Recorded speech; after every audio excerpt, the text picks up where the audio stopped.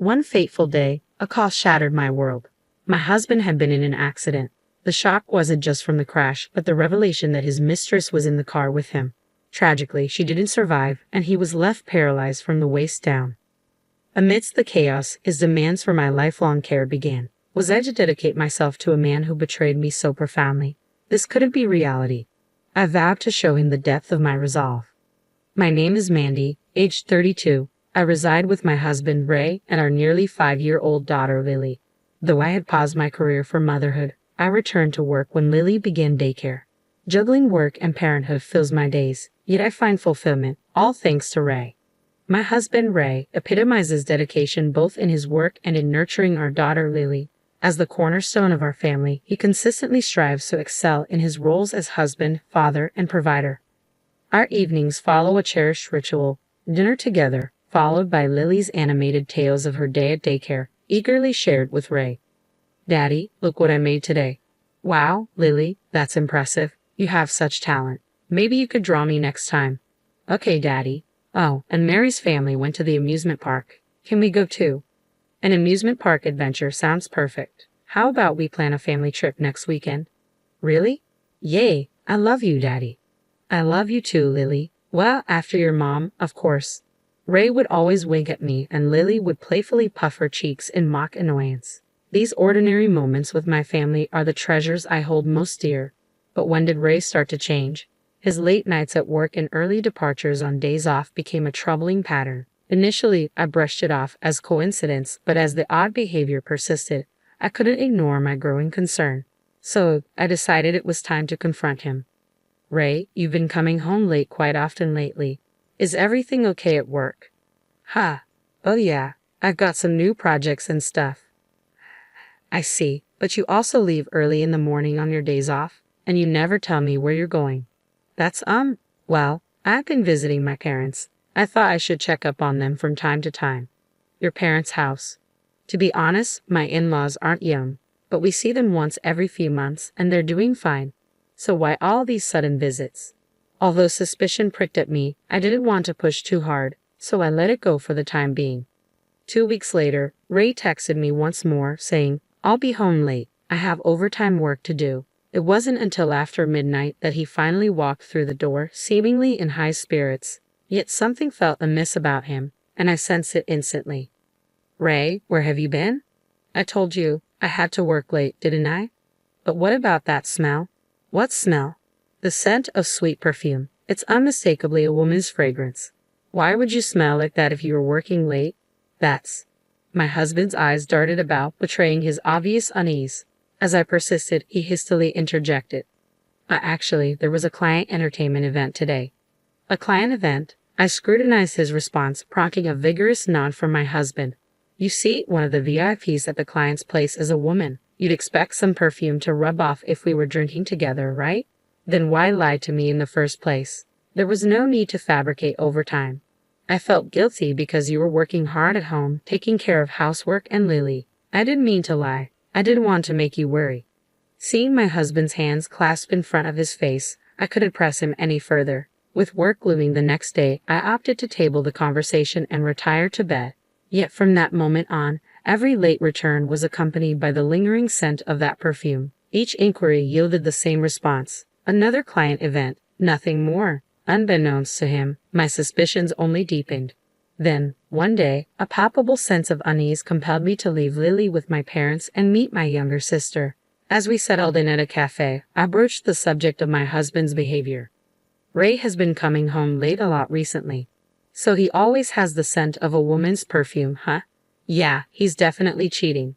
"Really?" My sister's solemn nod solidified my suspicion. Though I had harbored doubts, hearing it confirmed by someone else lent weight to my fears. So Ray is really cheating on me.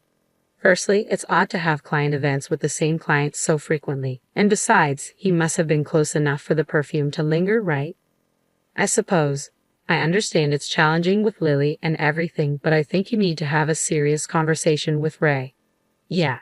Just then, my sister's voice took on a disturbing edge. Hey, look there." "What's going on?" "Speak of the devil. Look over there. Isn't that your husband?" Following her pointed finger, I spotted Ray. Beside him, a younger woman than me, clung tightly to his arm. The sight left me speechless, the cruelty of it all overwhelming. Disregarding my shock, my sister wasted no time and began snapping pictures with her smartphone. "Wait, what are you doing? Why are you just standing there, sis? We need evidence." "But, no excuses. Quickly, I'll take photos. You start recording a video." Urged on by my sister, I fumbled to activate the camera app on my smartphone. Ray and the woman intertwined, sharing multiple kisses before they climbed into Ray's car together. With trembling hands, I captured every damning moment. I halted the recording as their car vanished into the distance. Here I sat, Ray's wife, clutching evidence of his betrayal. The tears streamed down my cheeks, forgotten in the midst of our surroundings at the cafe. My sister remained silent for a beat before she seized my hand, her grip firm as she spoke. "Sis, I know it's tough, but you really need to confront Ray. I understand, but this is about Lily too. Can we stand by and allow such a deceitful and unfaithful man to remain her father? For Lily's sake." At her words, reality crashed back in. That's right, the only one who can protect Lily is me.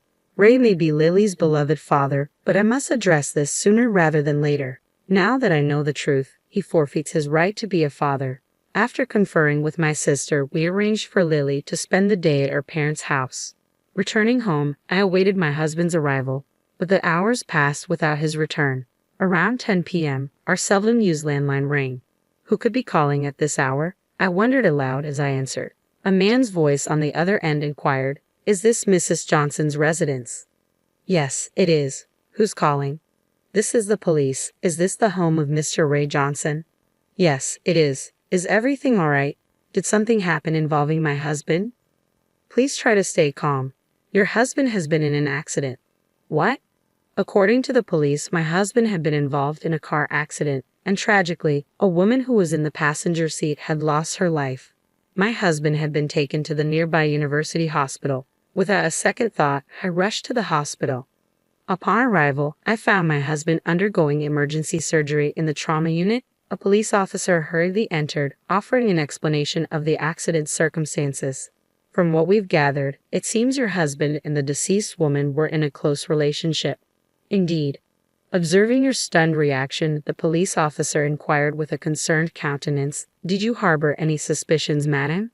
"Yes, only today I was on the brink of confronting him with evidence of his extramarital affair." "I understand. Regrettably, it must be conveyed that there is a potential for your husband to suffer from disabilities as a consequence of the accident's aftermath. That will suffice, no more." Subsequent discussions with law enforcement unveiled that the woman involved in the accident, my husband's paramour, was also wedded. The mistress's spouse, who had hastened to the scene, appeared deeply bewildered, his countenance portraying a mixture of emotions, particularly given that only Ray had survived. Several days later, my husband, having completed his surgical procedure, finally regained consciousness following the accident.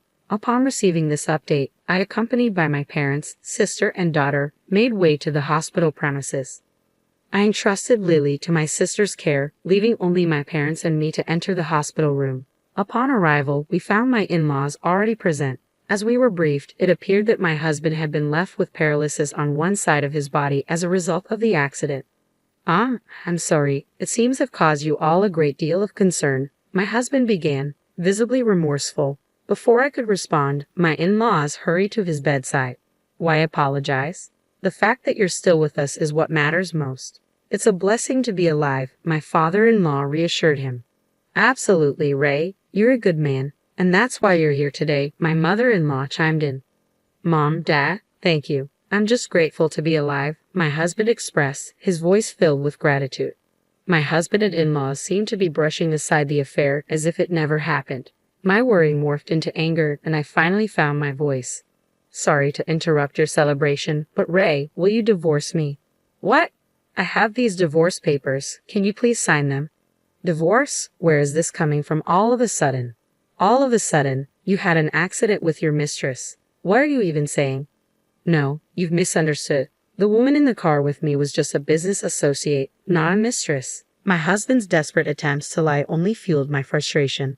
Did he truly believe he could keep it hidden from me? "Are you going to pretend now? I know you cheated, Ray." "No, I swear I didn't cheat." You were with your mistress at a cafe on the day of the accident, weren't you? I saw you both leave together. No, it's not. Don't try to make excuses. I momentarily forgot our surroundings in the hospital room and raised my voice. You even sacrificed time with Lily to be with your mistress. What were you thinking? My mother-in-law interrupted me with a disapproving frown. Oh, Mandy, why are you so upset? If Ray cheated, it's probably because you did something wrong. Mother-in-law, what are you saying? Ray just woke up, didn't he? And you heard it from the doctor, didn't you? Ray has ended up with hemiplegia due to the aftermath. What does that have to do with our divorce? He needs dedicated care now. Instead of talking about divorce, you should be focusing on learning how to care for him immediately. That's right, my husband echoed his mother. You'll be taking care of me from now on as my wife. That's when it hit me. Any lingering sympathy I harbored for my husband vanished in an instant. Initially, I felt genuine pity for him after the accident, despite his infidelity. But now, I couldn't care less. There was not a shred of remorse in either of them for what they put me through. All they cared about was themselves. Suppressing my fury, I turned to my mother-in-law. Are you serious? Who in their right mind would want to take care of a cheating fool? A fool? Mandy, how dare you insult my Ray? Well, it's the truth, isn't it?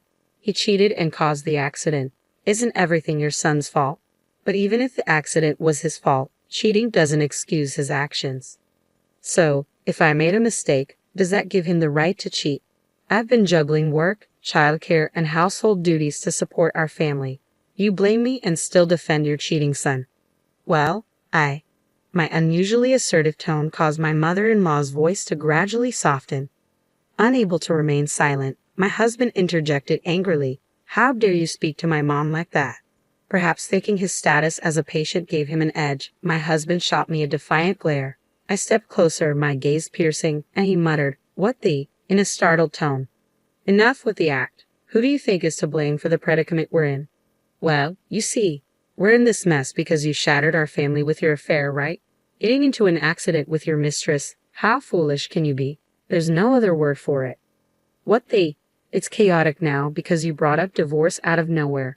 He still appears oblivious to his own culpability in this situation. Fueled by a deep sense of disgust and bitterness, I unleashed my pent-up fury upon him. Face reality, you pathetic excuse for a man. How much longer will you deflect blame onto others? Reflect on your own actions. You're the one who cheated, and to top it off, your mistress perished in that accident. Stop trying to justify yourself. Mandy. You obliterated our family with your reckless affair. I dread to think of the pain Lily will endure because of you. You haven't just wounded me, you've shattered our daughter's innocence. I can't remain married to someone like you. Go ahead and wallow in your own misery. As I turned to leave, Ray was rendered speechless, his complexion drained of color. Taking a moment to compose myself, I heard the hospital room door creak open, and in walked our daughter. Lily, how did? I'm sorry, sis. I only looked away for a second. My younger sister entered behind Lily, offering an apologetic bow. Ray seized the chance to address our daughter. Lily, you wouldn't want, right? Daddy, what do you mean? You don't want Mommy and Daddy to be apart, do you? Ray was left speechless by Lily's response. What? But if Mommy's here, you're okay? Because Mommy looks sad when she's with Daddy. It's because Daddy's doing something that Mommy hates, right? Well, you see, I hate it when Daddy makes Mommy sad. I don't need a daddy. I'm fine with just Mommy. Ray seemed taken aback by Lily's words. With nothing more to say, he sank onto the bed, his shoulders sagging.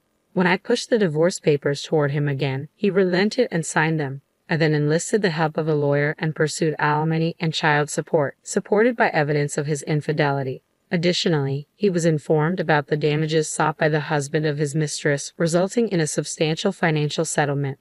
His affair with a subordinate at work came to light, resulting in his termination. This isn't just about infidelity, it's a consequence of his actions that led to a tragic loss of life. It's a form of poetic justice.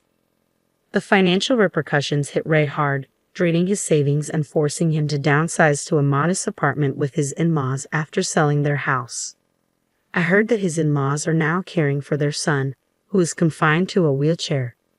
As for me, I've chosen to stay at my parents' home for the time being with Lily. Once we're settled, I intend to live independently with Lily again. However, we believed it would be beneficial for Lily's well-being to spend some time surrounded by family. On our way to daycare, I broached the topic that had been weighing on my mind.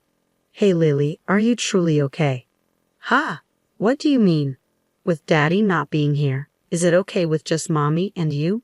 In response, Lily beamed and replied enthusiastically, "I love Mommy the most. I don't like anyone who makes Mommy sad."